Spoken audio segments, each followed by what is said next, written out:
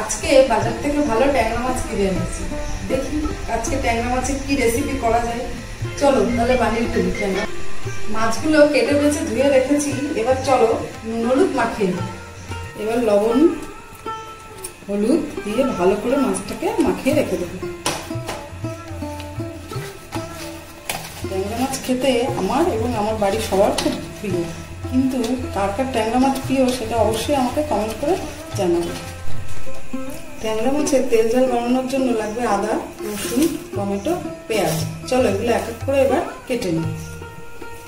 এবার রসুনগুলো ছাড়িয়ে নেব। মাছগুলো সুন্দর, মাছগুলো পেটে অনেক ডিম আছে। রান্না করতে বেশি সময় লাগবে না, শুধু মশলাটা রেডি করতে একটু সময় লাগবে। আদা, রসুন, পেঁয়াজ, টমেটো এগুলো কাটতে একটু যা সময় লাগে। পেঁয়াজটা কাটা হয়ে গেছে কুচি করে একদম। এবার টমেটোটা একদম কুচি কুচি করে কেটে নেব। কাটাকুটি সব হয়ে গেছে। এবার আদা আর রসুনটা আমি পেস্ট করে নেব।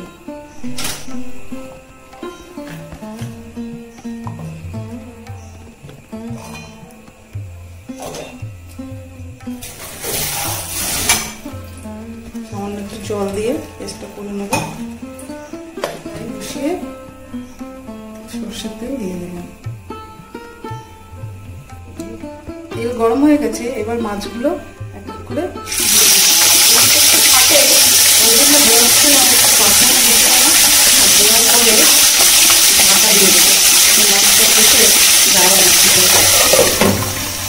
আমি রান্নাটা পুরোটাই সরষের তেলে করেছি। তোমরাও পারলে সরষের তেলে করার চেষ্টা করো, রান্নার স্বাদটা আরো ভালো হবে। মাছ ভাজা হয়ে গেছে। এবার এগুলো তুলে নিয়ে বাকি যে মাছগুলো আছে ওগুলো ভালো করে ভেজে নেব। সব মাছগুলো ভাজা হয়ে গেছে, তুলে নিয়েছি। এবার তেলের মধ্যে কালো জিরে ফোড়ন দিয়ে পেঁয়াজ কুচিটা দিয়ে দেবো। ভালো করে পেঁয়াজ বাদামি কালার হয়ে গেছে। এবার আদা রসুনের পেস্ট, মশলাগুলো দিয়ে দেবো। নুন, হলুদ, লঙ্কার গুঁড়ো একটু বেশি দেবো কারণ একটু ঝাল ঝাল ব্যাপার আছে।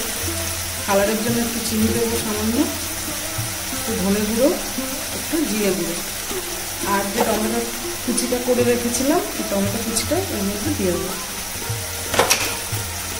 দিয়ে ভালো করে মশলাটা এবার কষিয়ে নেব। মশলাটা কষা হয়ে গেছে, মশলার থেকে তেল বেরিয়ে গেছে। এবার সামান্য একটু জল দিয়ে দেবো এর মধ্যে, যাতে মশলাটা রেডি হয়। ঝোলটা ফুটে উঠলে ঝোলের মধ্যে মাছগুলো দিয়ে দেবো। ঝোলটা ফুটে গেছে। এবার ভেজে রাখা মাছগুলো ঝোলে দিয়ে দেবো। এবার একটু নেড়ে দেবো ভালো করে, যাতে মাছের মধ্যে মশলাটা ভালোভাবে মিশে যেতে পারে। এবার একটু ফুটুক, একটু ফুটলে তারপর গ্যাস অফ করে দেবো। মাছটা হয়ে গেছে, রান্না কমপ্লিট।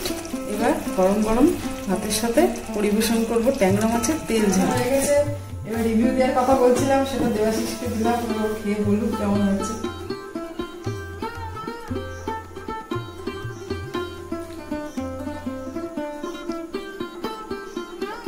খুব সুন্দর আছে বৌদি।